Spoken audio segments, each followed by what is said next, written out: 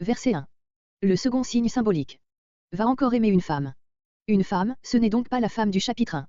Et c'est là l'argument décisif, nous semble-t-il, contre l'interprétation littérale de ces deux tableaux. Les partisans de cette interprétation pensent, il est vrai, qu'il est encore question de Gomère, mais le prophète est obligé d'acheter cette femme, verset 2, ce ne peut donc pas être la même que précédemment. À certains égards, l'image est la même, mais elle est modifiée par l'adjonction d'un trait tout nouveau, un temps de châtiment durant lequel Israël se trouvera dans la position la plus étrange et que jusqu'alors il n'avait jamais connue, qui ne sera ni l'adoration du vrai Dieu, ni celle des idoles. Aimé d'un amant, cet amant, c'est Béel, adultère, envers son mari légitime, ce mari, c'est Dieu. Les gâteaux de raisin. Tandis que Dieu aime les fils d'Israël même dans leur état repoussant de dégradation, eux ne recherchent que les jouissances sensuelles, les fêtes voluptueuses qui accompagnent le culte idolâtre, ces plaisirs sont comparés aux gâteaux de raisin, à cause du goût douceâtre de ceux-ci. Verset 2. Je l'achetai. La somme mentionnée représente le prix d'un esclave d'après l'Exode 21.32, à savoir 30 cycles, comparés à Chari 11.12. La dégradation de cette femme est telle que son acheteur l'obtient en ne payant que la moitié de la somme en espèces, le reste est remis en orge. Un homère et un léthèque, le léthèque est un demi-homère.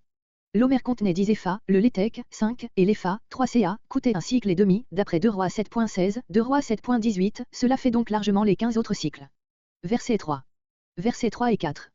Cette réclusion de la femme pendant laquelle elle n'est visitée ni par son mari, ni par ses amants, figure un temps durant lequel les premières relations d'Israël avec le Dieu de ses pères seront rompues, mais durant lequel aussi ses relations coupables avec les divinités païennes auront cessé. On ne saurait mieux dépeindre l'état dans lequel Israël est entré dès sa première captivité et dans lequel il se trouve encore depuis sa seconde dispersion. D'une part, rupture avec l'idolâtrie, de l'autre, aucune relation vivante avec le vrai Dieu vivant qui l'a repoussé et auquel il n'adresse plus qu'un culte mort et de pure forme. Verset 4. Sans roi et sans chef, sans roi légitime, comme David et sa dynastie et sans chef, comme les chefs de propre choix qu'il s'était donné en la personne de Jéroboam et de ses successeurs.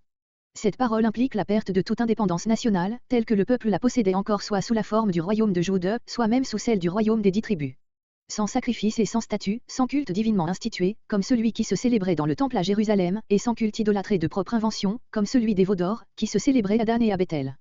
Sans éphod et sans téraphim, sans oracles vraiment divins comme ceux que Jéhovah accordait aux grands sacrificateurs par l'Urim et le Thummim déposés dans l'éphod, Exode 38.30, et sans oracles dus aux enchantements comme ceux des devins ou des dieux domestiques, les téraphim, que consultaient les païens.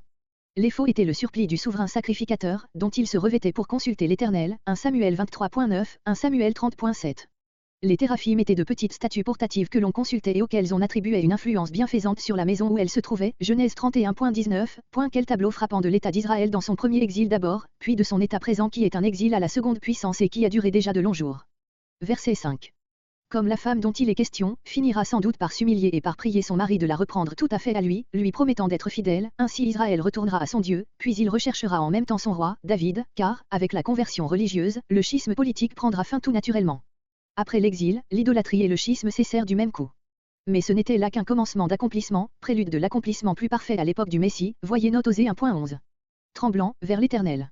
Ils s'approcheront de l'Éternel avec l'humble tremblement du pécheur repentant, Osée 11.11. À la fin des temps. La fin de l'exil se confond pour le regard du prophète avec les derniers temps.